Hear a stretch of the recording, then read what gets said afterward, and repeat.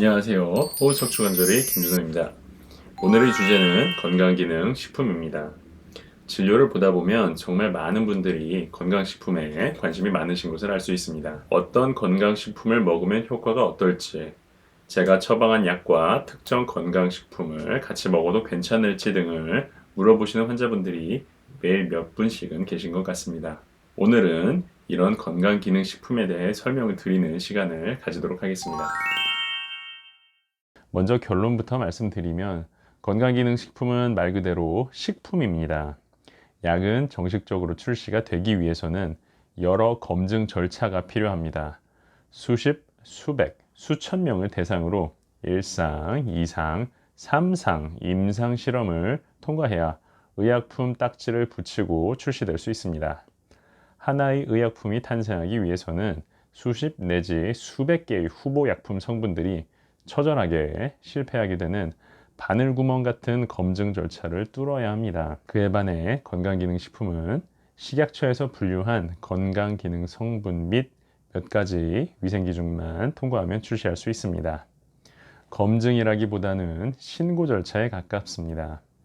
효과가 담보되고 증명되어야만 출시가 허용되고 판매할 수 있는 의약품과는 전혀 다릅니다. 번드르한 이름 붙여다 친숙한 연예인들을 내세워 TV 광고를 하지만 효과는 실제로 있을지 눈꼽만큼도 없을지 자체마저도 알 수 없는 것입니다. 우유를 먹으면 뼈가 튼튼해진다 수준 정도의 근거이지요. 거기에 부작용의 가능성도 알려진 바가 없습니다. 그렇기에 제 기준에서는 건강기능식품에 돈을 쓰는 것은 돈 낭비에 가깝다고 생각합니다. 골다공증이 있으면 골다공증 약을 쓰는 게 맞고요. 관절염이 있으면 연골주사를 쓰고 소염제를 먹는 게 맞습니다. 관절염의 글루코사민 성분을 직접적으로 섭취하는 게 별다른 효과가 없음이 밝혀진 지는 10년이 넘습니다만 여전히 환자분들은 광고를 보고 듣고서는 몇십만 원어치 연골 성분 식품을 섭취하고 계십니다. 차라리 도가니탕을 드시면 맛이라도 있게 한 끼니를 해결할 수 있죠. 연골 성분은 위장 속으로 들어가면 분해되어 아미노산으로 흡수될 뿐입니다. 실제로 연골이 되어 섭취한 사람의 부족한 연골을 대체해 준다는 것은 밝혀진 바가 없고요. 해당 건강식품 제조업자들은 이런 걸 증명할 의지도 없으며 다만 애써 외면할 뿐입니다. 면역력 연관된 건강기능 식품들도 커다란 허상이라 생각합니다. 섭취하면 면역력이 증강된다며 구매와 섭취를 부추기죠.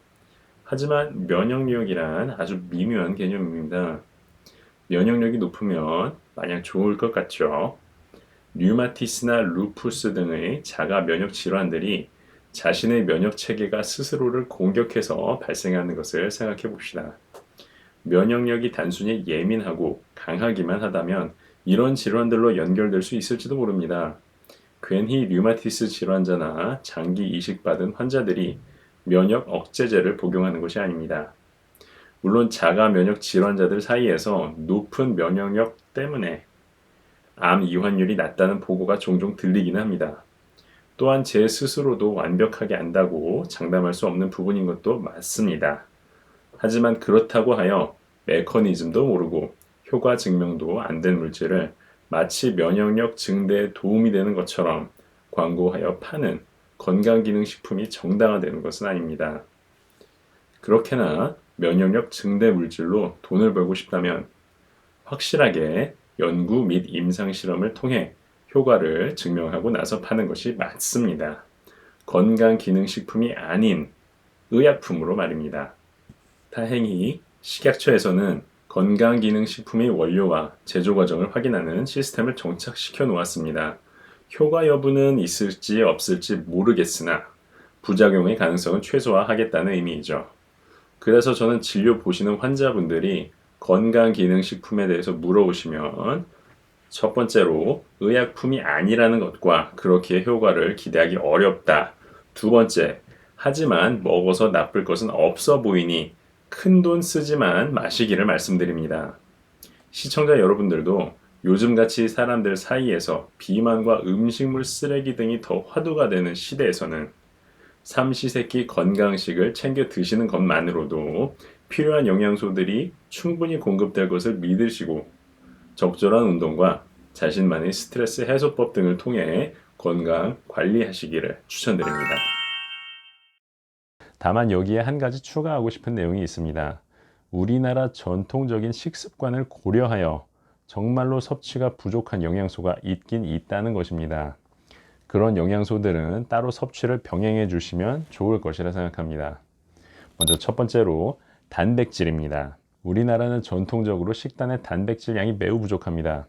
일례로 인터넷상에 밈처럼 돌아다니는 옛날 사람들의 밥상을 보면 국그릇 수준을 넘어 냄비만한 사발에 밥을 한가득 담아 먹는 사진들을 흔히 볼 수 있습니다.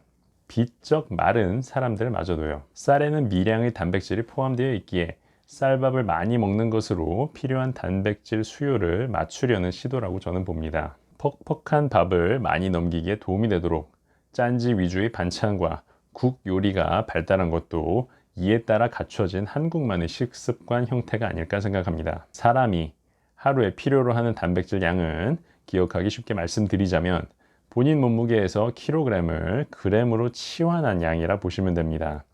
70kg이신 분은 하루 70g의 단백질을 섭취하셔야 된다는 거죠. 요새 식습관이 변하면서 단백질 섭취량이 개선되었다고 하지만 여전히 부족한 것이 사실입니다. 특히나 오랜 기간 채식 위주의 식습관이 자리를 잡은 노년층의 경우 더 그렇다고 봅니다. 요새 정형외과적으로도 골다공증보다는 화두가 되고 있는 것은 근감소증이고요.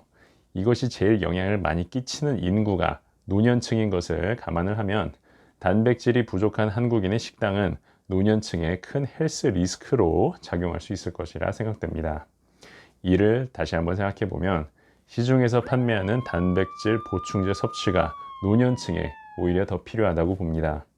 근육을 키우려는 목적도 물론 있지만 근소실을 방지해 준다는 차원에서 우리나라의 전통 식습관에 익숙해진 노년층의 영양 섭취를 보완해 줄 수 있을 것이라 생각합니다. 두 번째로 비타민 D입니다. 많은 분들이 의아해 하실 거라 생각합니다. 하지만 실제로 우리나라 사람들에서 비타민 D의 결핍은 상당히 흔합니다. 단순히 햇빛을 쐬기만 해도 몸 안에서 합성되는 비타민 D가 한국 사람들 사이에서는 낮습니다. 실제로 제가 있는 병원에서 수술을 하기 전 시행하는 피검사에서 비타민 D 검사를 루틴하게 진행하고 있는데요. 놀랍게도 남녀노소를 가리지 않고 대략 80 내지 90%의 환자분들에게서 비타민 D 결핍이 확인되었습니다. 이는 우리나라의 식습관보다는 우리나라의 기후와 연관이 있는데요. 한국은 일조량이 적은 편은 아니지만 대개 활창한 날씨는 겨울에 집중적으로 분포되어 있습니다. 그에 비해 겨울은 꽤 길기 때문에 막상 햇빛을 쬐기 좋은 시기에는 다들 긴팔, 긴 바지에 두터운 외투를 입고 다닙니다. 여름에는 장마가 있고 비가 많이 내리기 때문에 날씨가 우중충하기에 선탠 문화가 발달하지 않았으며 신체 노출에 대해 그다지 관대한 문화도 아닙니다. 그래서 햇빛을 쬐기 좋은 환경이 아니기에 많은 사람들이 비타민 D 부족에 시달리는 것이죠. 따라서 비타민 D 부족을 보충해 줄 수 있는 영양제는 많은 한국인들에게 도움이 될 거라 생각합니다. 이상으로 건강기능식품에 대해 말씀드렸습니다. 크게 부족한 게 없는 요즘 세상에 굳이 건강기능식품이 필요한가? 라는 것이 제 의견입니다. 드셔서 나쁠 것은 없겠으나 큰돈은 쓰지 않으시길 바랍니다. 오히려 우리나라에서 결핍되기 쉬운 영양소를 생각해 볼 때 다른 건강식품보다는 단백질 보충제나 비타민 D 보충제는 실제로 도움이 될 가능성이 높다고 생각합니다. 하루 2번씩 단백질 스쿱과 비타민 D 알약을 섭취해 보시는 건 어떠실까요? 호흡 척추관절이었습니다. 감사합니다.